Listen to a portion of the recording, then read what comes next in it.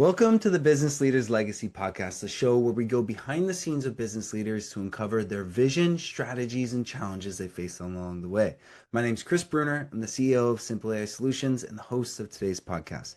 I'm excited to have Ryan Yockey, the founder and writer of the Growth Code. The Growth Code is known for giving clear, actionable plans to help ambitious founders, operators, and creators get unstuck, focus on what truly matters, and gain real influence without getting overwhelmed. Ryan, I am so excited for you to be here. Please, can you introduce yourself, tell our listeners a little about you, your journey, and the Growth Code? Yeah. Thanks for having me, Chris. I really appreciate it. It was a pleasure to be here. Ryan Yockey. I've been a serial entrepreneur for a long time too. So I spent the first 15 years of my career building businesses and doing all of that. Self-taught software engineer, which I thoroughly enjoy still. Um, I like solving problems. And so that led me through an entire career of doing that. Then another 15 years post several acquisitions of different businesses I was running to working in Silicon Valley proper and helping a myriad of startup businesses, particularly starting in that startup sphere, early seed stage up through A, B, C round. And then the last 5, 6 years of my career were spent building established businesses and scaling them into multi-billion-dollar businesses. So doing a lot of that, formerly of the Farmer's Dog most recently, but now I run the Growth Code.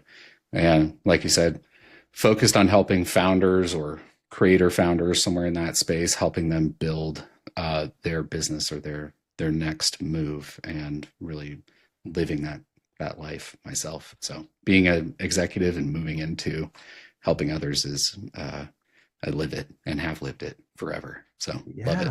Love what I do. No, that really is so cool. It's really cool to see just how your experience came about in creating the growth code. And I'd love to know a little bit more what, you've helped plenty of very big businesses do very well, and I wanted to know what made you decide to create the growth code and what specific problems were you seeing that helped high achievers solve?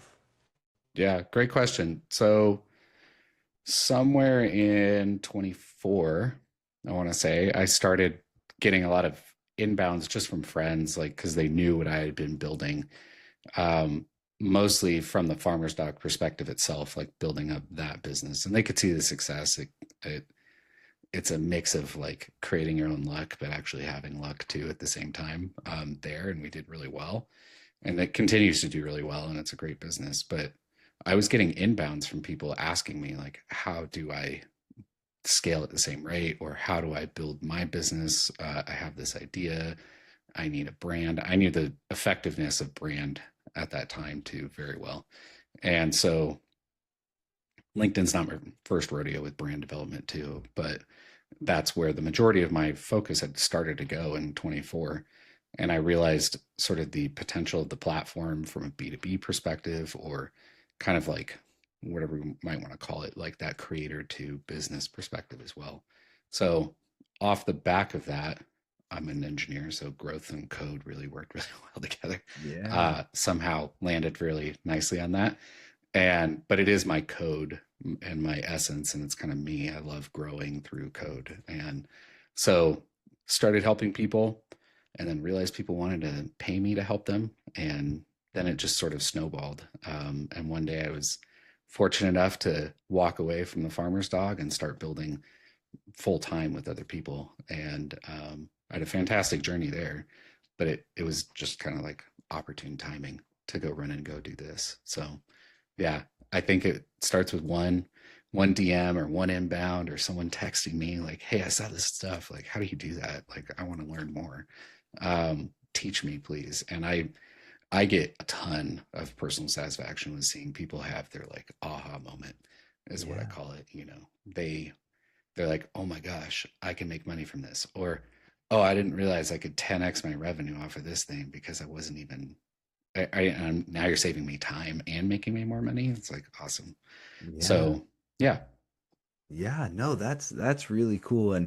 It's really cool to hear how it just started, came about just so naturally, organically, and it's built into something that is what you are creating a very just awesome business doing it. And so yeah, that's super cool, super interesting. The growth code, just looking to what I've seen, it talks a lot about thinking in systems and getting into like the root cause of the problems. Can you explain how this way of thinking is different from the typical advice and why it's important for growing without getting, like burnt out and stuff? Yeah, I'm an engineer. I must say that more than I realize actually, but I love efficiency in systems, right? And I love when I can have something work where it doesn't require me to do a lot of things, much like the advent of AI as a more modern concept, right? But the previous concept of data science or data aggregation to create recommendation engines and the advent of social media as a feed, right?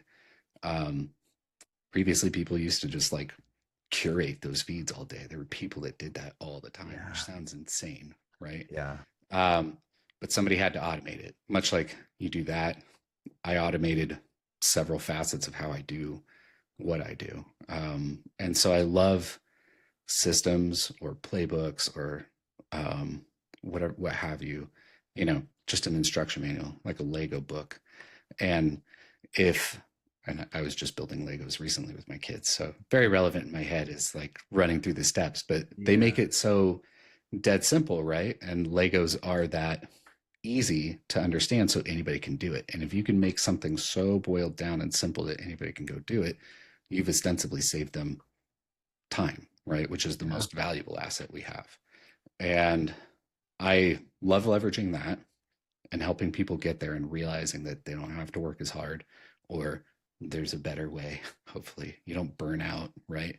yeah, And so that leads to kind of the burnout side of things, which I typically, with some of the clients I have, they get to that burnout stage at the point that they talk to me. They're like, I've got way too many clients. I took on, I don't know, I have one client, took on five, six different businesses, took on like 10 one-on-one clients at the same time. This is within the same like week span. And they were absolutely fried. I'm like, okay, and we can create systems for this. And this comes to like the root cause, or it's like basically just identifying like what's the most important thing, right? And why, and then how can you automate that to the point that it's dead simple, right? So that either you don't need to do it or you have automations in place to do it, or you hire somebody to do it if you're earning enough income, right? If it makes sense for the business or for you as a person. And so a lot of that starts to create space for them to actually think for themselves and not have to feel like you're always catching up or you're always behind, depending on if you're half full, half empty kind of person. But um, and so that I think starts to give them space. They can think for themselves. Then they can actually create more systems and more opportunities. And I'm not good just on the system creation side, but the revenue generation side too. So yeah, it's I can help them identify maximizing their current customer base. Like you don't need to, in some, not every case, but in some cases, you don't need to 10x how many customers you have. Maybe you maximize the 10 that you do have right now, right? yeah, And there's probably opportunity there. Let's figure out what that is. Maybe there's not, and that does happen too, but in most cases they're sitting on a gold mine and they don't realize it, and it's yeah. so easy to help them. Yeah, no, that totally makes sense, and that's really interesting. It's really interesting to see how, especially with like technologies coming more and more available with AI, like new tools coming out all the time, but like having so much experience with it and like doing a lot of this stuff that the technology would do, doing it, for however many years you've been doing it is really cool to see how that expertise along with the coding and the tools have just led to such a success and such an impact, with just a I'll say it just to toot your horn, like with 140,000 followers, that's wild to think of the impact that you're having with it. And so that's awesome. That's really cool.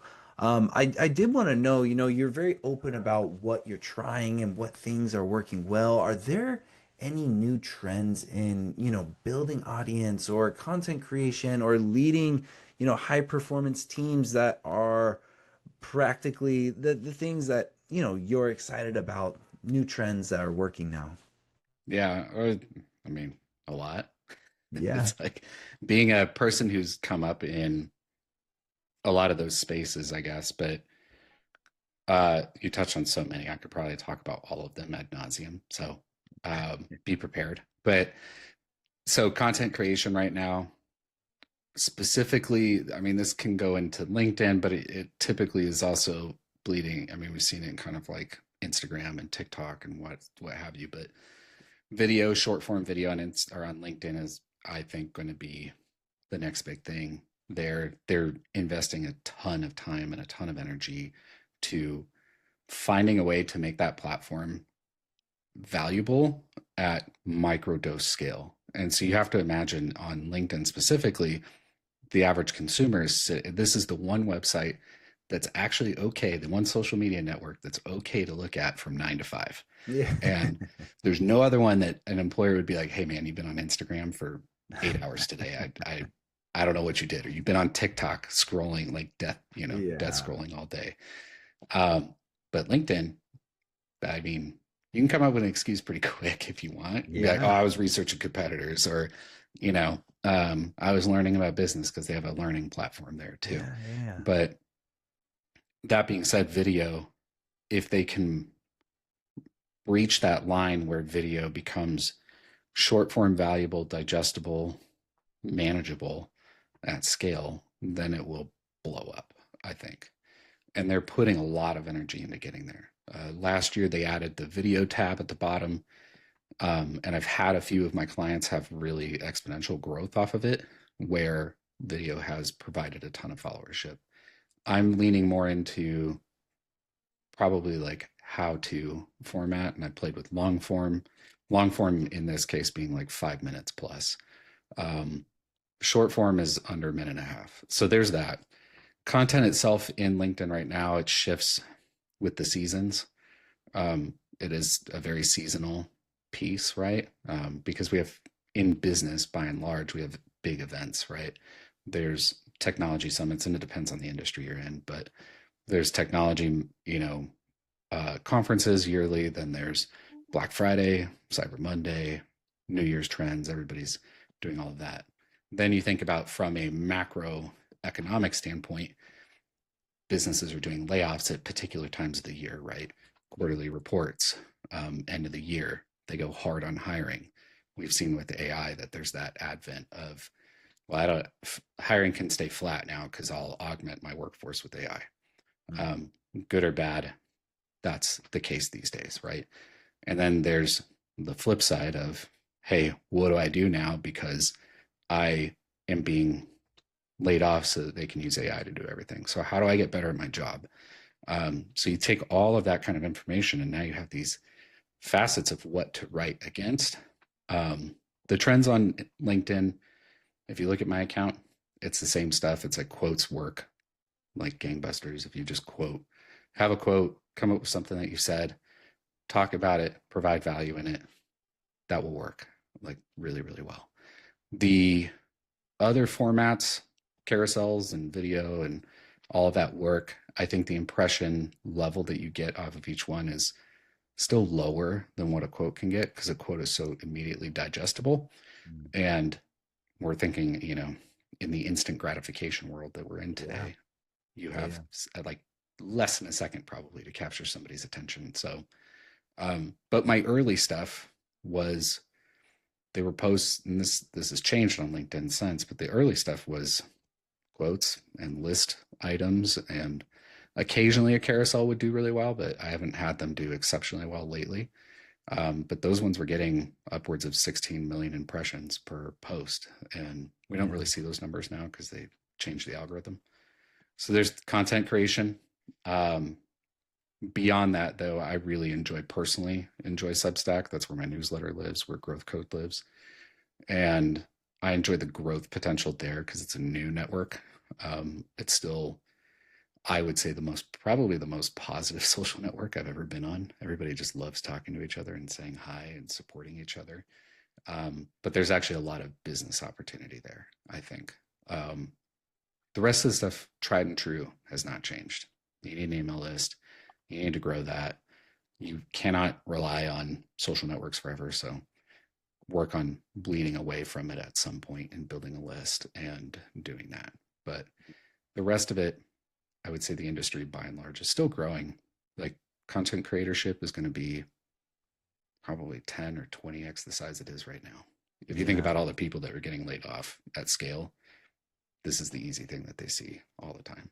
Yeah. And so I think the landscape's going to change in the next 2 to 5 years, probably. Yeah, yeah, it's definitely interesting to see the impact that AI is having and just in efficiency, all sorts of different ways. But yeah, it definitely is really interesting. It's interesting to hear how some of those trends are hitting well and in regards to that content creation. That's really cool. I wanted to talk a little bit about, growth code and I wanted to know like what is currently working really well is within growth code right now. For me, a lot of, and this I guess talks to where my expertise comes from, but a lot of the folks that come to me are coming from being director level or even some, sort of IC level folks that are ready to move away from that. I won't call it what I think, but ready to move away from the grind every day, right? They've been pushing hard. They are typically doing well. They're not in danger of losing their job. I haven't gotten a lot of those like layoff kind of folks yet. I guess we'll see as time moves on, but they've typically built something. They're tired of pushing up on the ceiling all day and fighting all the time. And they want to find a way to leverage their expertise in a different way for the first time. Typically, it's first timers. And so, what's working well there is helping them see the opportunity spectrum, even if they never work with me, and seeing that you can build something away from this. The concept of a side hustle, right? I built mine not as a side hustle, I just was building it. But I have built things before, so I think I have just a leg up in that perspective. But coming back from it, if they want a way out, they can test the waters pretty quickly today. And they can realize if they have something that's a valuable piece of product or service to bring to the market.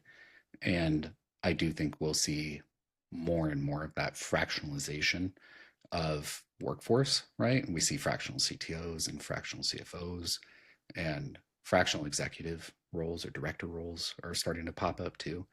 Um, and in those cases, I think that's where these folks are going to start bleeding away. They'll build their own capabilities and the offerings. And so that's kind of what I'm seeing with Growth Code, showing them how to do it effectively, how to save themselves. I've been an executive. I know exactly what the pain points are. If you're working at a big company, you probably have the equivalent of golden handcuffs. So it's really hard to walk away from that in some cases, right?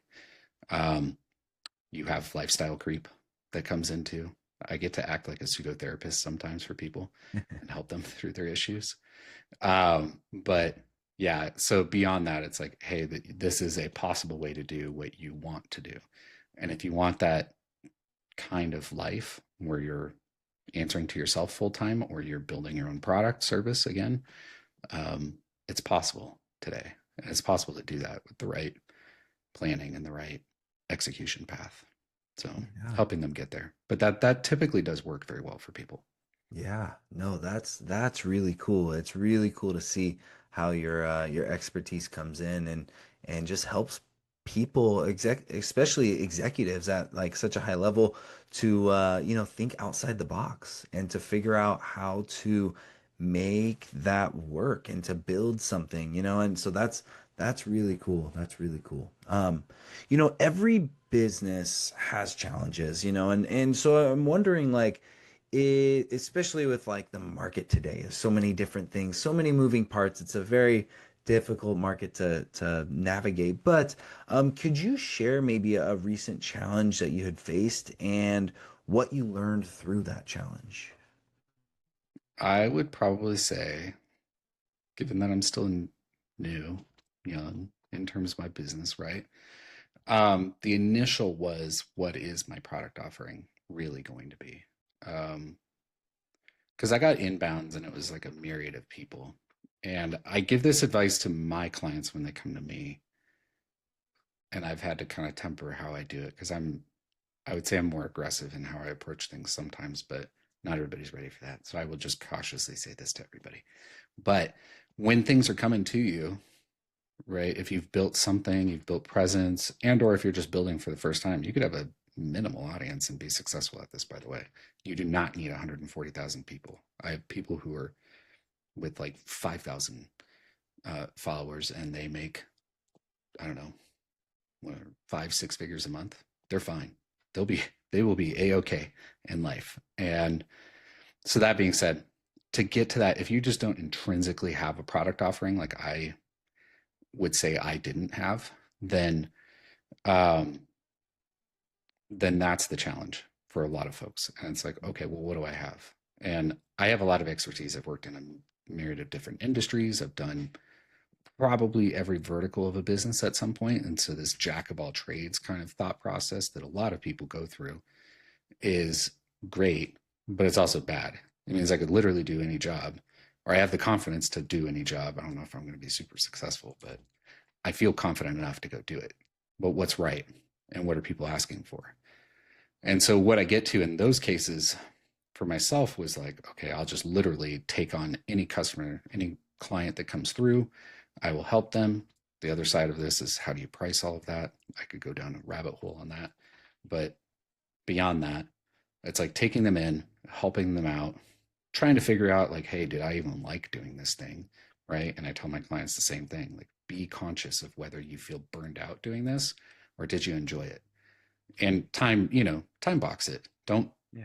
Don't commit to a year of doing this if you have no clue if you're going to like it, because that would be terrible, or it would feel rough to go through that.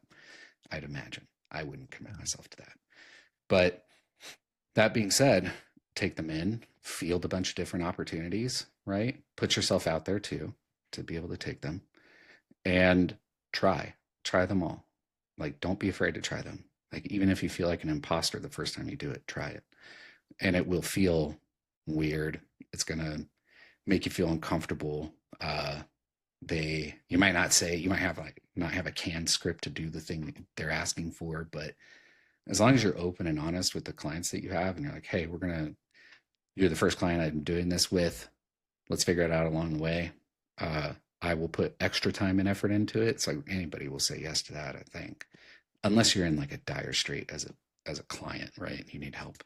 But that being said, I tried about probably 10 different kinds of clients and 10 different price points and all sorts of um, similar but different experiences and needs, and really landed kind of closer to this like level of executive or director and above that needs help building their brand and their brands. And then this is, I mean, I could even still split myself today, but it's like, do I need a brand to go get a different executive job? So like, am I building my presence just so that I'm recognized as a top tier executive for some other company? Or am I building my brand to walk away from this business and go do something forever? And I kind of get both still coming in on an inbound. And both are valuable. You need to stand out. There's a lot of people and there's limited jobs in that space. And so I see the need on both sides. That being said, I typically landed on building a brand, moving away, building your business. Yeah. But it took time, and that was a big challenge. I mean, I don't know. It probably took me like 3 or 4 months just to figure that out. Sounds short now that I'm saying it. In my mind, that's short, but then I know in the long term it'll really pay off. But I was willing to try everything. And I've had people that go way, like that other person I mentioned earlier. It's like they took on way too much. And then they took on even more. after I told them not to. And I was like, Yeah. hey, come to me and I'll help you figure out how to get out of some of this or like, stagger it to save your Yeah. sanity. But um, let's let's roll it back, which is why I cautiously say don't take on so much that you burn yourself out. Please Yeah. save yourself. Yeah, no, that is great advice, and that is really really interesting to hear that challenge. I totally can relate to that exact challenge of, starting something and figuring out exactly what do you offer and how, getting that all dialed in. That really I feel like with being a jack of all trades. It's like, it's the availability to do stuff to help so many people is out there, but like if I've heard plenty of times where it's like if you just really kind of very focus in on a niche and become, an expert in that specific thing, it ends up taking you where you want to go, and obviously, like you had said, like try it out, and if you don't like it, move on, or if it's not working, shift and pivot, and eventually it will stick and you'll enjoy it and you'll find. So that's really cool. I can totally relate to that. And yeah, it's very interesting. I wanted to know, are you facing any current challenges, and are you like, what's the what's the plan facing those challenges? Are you have a plan to, in that? Yeah. Great question. I I would say the biggest challenge I personally face is just like my disdain for writing emails all the time. Like that's like if I have to write broadcast emails all day, that for whatever reason, it's like I'll do the hard work. Don't get me wrong. I do it, but it is the most painful thing. And so that would be like but I want to be careful about bringing somebody in to go do that stuff too, because it Yeah. needs to be in my voice. I could leverage AI to a degree to do some of that Yeah. work Yeah. and coach it up to that point, but I do think some of the nuanced details about how you write it is lost unless you have the right person to check it and work through it. Um, that's a personal small, maybe like seemingly small, but it's actually a huge funnel factor, right? And if you can't write Yeah. well there and be um, helpful enough in that arena, and it's like helpful and concise and, you know, constantly front of mind in terms of how email marketing goes, then you will lose people, right? And Yeah. that's sort of the name of the game. So on that end, there's that. I would say that's the big challenge. The other challenge would be scaling up through 26. And so that it's more of a system perspective. And it's like I'm realizing the bottleneck that I have. I typically only do one on one with people. Um, and I only have so many hours in my day to actually Yeah. sit with people. I almost always go over. I hang like my typical coaching client is like 6 weeks of one-on-one sessions once a week, right? But I probably should I give them an hour. Really ends up being like 2 hours every time because I get too excited. I know Yeah. myself. I'm just too nice. And I'm like, okay, well, I'm here now. Don't worry about it. Like, hang on. I want to keep going and digging down this rabbit hole. And so that's Yeah. my over deliver, right? I love to over deliver and give a ton of value. And I haven't had a single person be like, oh, you wasted my time with Yeah. this. Um, and so in that perspective, um, it's like I probably need to rework my offer, rework my timelines there, right? And this is me, this is how transparent I am with my clients too. It's like those are the things I think about in terms of being able to maximize the amount of people that I can help and be still deliver that as close to a one-on-one experience as I can. I can't do it forever Yeah. unless I keep hiking up my rates, which at a certain point that turns into something that's affordable for only a niche of Yeah. people. Um, and so then you come up with questions like, do I need a course or do I need to go down these cohort routes? And I very carefully walk down those paths because I don't want to be inauthentic to what I can actually deliver to people. Yeah, no, and that is definitely a challenging, challenging problem to solve, And it definitely is interesting. I'm wondering, in regards of that, are there any like specific goals that you have set for, 6 months to a year, that you are focusing on achieving with this or within the business in general?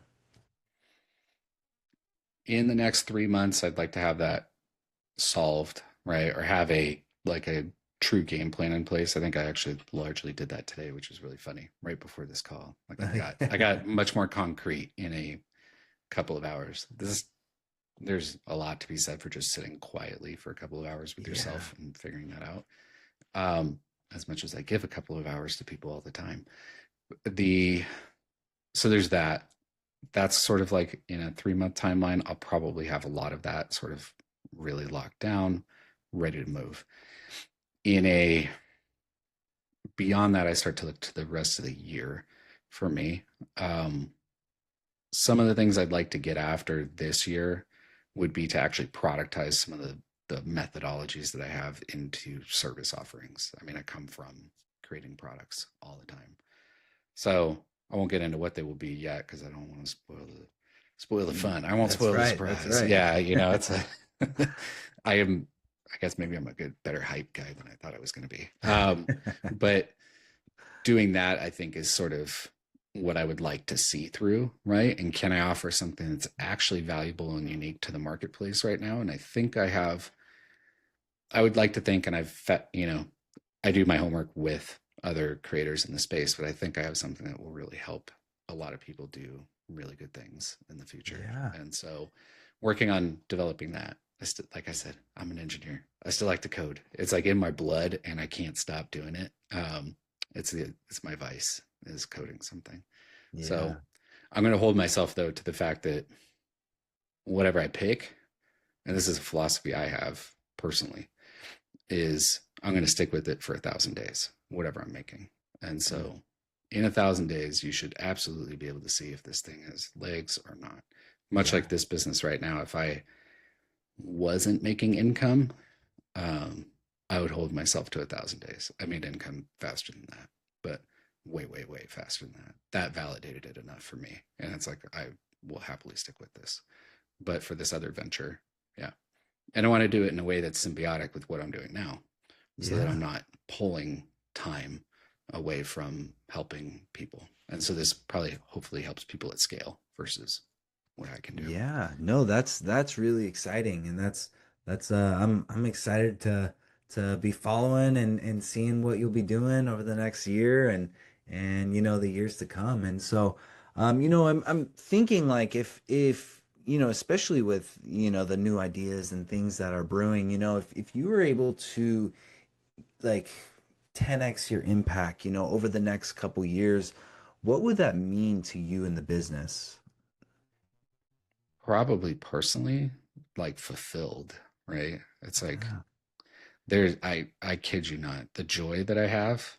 One, my like personal stress level walking away from like a typical 9 to 5 where I'm working for somebody else. I shouldn't even call it a 9 to 5, a salaried job where I'm working for somebody else, while exciting, carried a level of stress that I didn't even know I had. I walked away from all of it and I felt like an immediate relief. And that is a feeling I don't want to lose as much as I can personally help it. Yeah. But the most fulfilling thing on the other side of that is seeing how many people I've been able to help.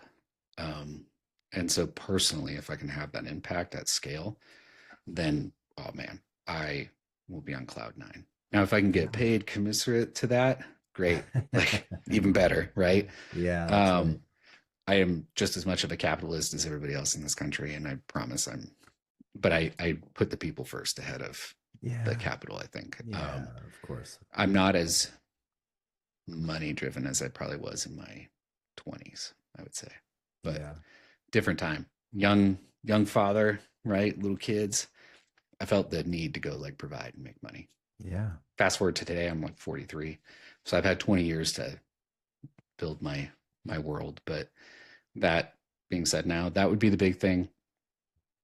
Um, from a business perspective, obviously it would grow. And so probably if I'm 10xing it, I'm guessing I'll have an employee or two there, something Yeah. like that. And I can hopefully, in a different way, help another person out, right? And provide income for them and for their life, their loved ones, or what have you. Um, I like providing, right? I like Yeah. winning too. I'm Yeah. I'm an athlete. I grew up an athlete in my life, and man, I love winning. So there's like I I don't like losing, but I don't think you can lose in this space like this. It's like as long as you're doing good by the people, I'm sure I'll have a Yeah. loss. Something's gonna happen.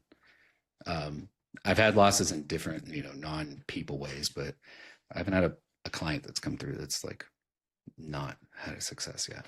So Yeah. I feel pretty No, good about that's that. awesome. That's really cool to hear just the impact, what it would mean and just in general, like your whole story and how, the growth code came about. It's really cool to see how it all just ties together and really just the impact. It really speaks for itself. And so that's really cool. Ryan, I've really enjoyed the conversation that we've been having and just hearing a lot about what's going on. Could you share with some of the listeners where they can find out more about the growth code and the newsletter and all that stuff? Yeah. Um, you can find me in my big followings on LinkedIn. So Ryan Yockey there. There is another Ryan Yockey out there. So shocker. I'm not that unique, but there's several of us in the US at least. But there's that. And then you can also find me on growthcode.substack.com. I don't have a unique name there. I think the ecosystem does a good job, but I'm there and happy to talk to anybody anytime. I like to help people. So Yeah, I like awesome. talking. Awesome. No, that's so cool. To close, I would like to ask one last question. Since this is the Business Leaders Legacy podcast, and you being a business leader, the founder of the Growth Code and the impact you've had, what kind of legacy do you want to leave behind? The biggest legacy piece that I would like to leave behind is that you could probably have an impact no matter what level you're at in your life, and you can help a lot of people. Um, and if you can provide opportunity for people at scale, at mass, even better. But even the little things you can do can go a long way. So I would like to think that that could be the legacy I can have, and hopefully build that legacy for my family, right? And in name, but really be a leave a legacy of you've helped hopefully millions of people, right? I would love to have that big of an impact at some scale. So I've done it in different facets and different businesses, but directly me, I would love to be doing that. So Yeah. that's where I'm at. Yeah, that is awesome. That is really cool to see and just to see how that is playing out. So cool. Ryan, well, thank you so much. I really appreciate, the insights, all the gems you gave throughout this entire episode. To all of our listeners out there, thank you for tuning in. This is the Business Leaders Legacy podcast. If you enjoyed our conversation, please subscribe, and we will see you next time. Thank you, Ryan.